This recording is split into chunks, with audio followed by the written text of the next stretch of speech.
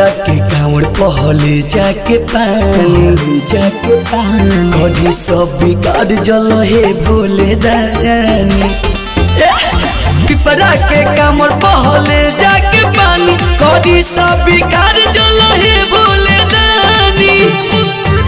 लोढ़ी फूलवरिया से फूल लाइले बानी लोढ़ी फूलवरिया से फूल लाइले बानी कभी सब बिगाड़ जल हे भोले दानी।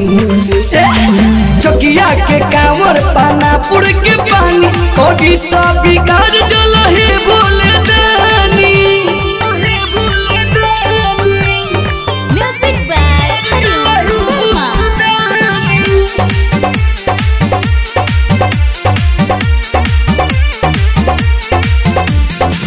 गिरवा गमछा बाबा बेसी बाजार के काने सजनी कामर सज सवार के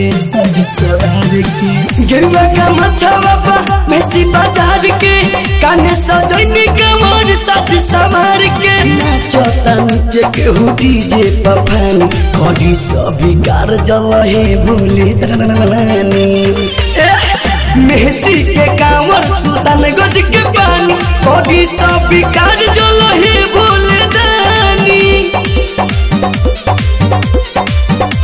कभी सब बिगाड़ जल हे भोले दानी।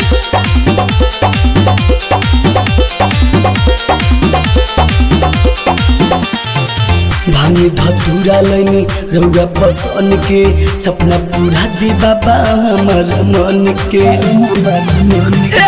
भांगे धतूरा लैनी रौरा पसन के सपना पूरा दे बाबा हमार मन के। राजा किशोर पराकाश संगे जानी कभी सब बिगाड़ जल हे भोले दानी।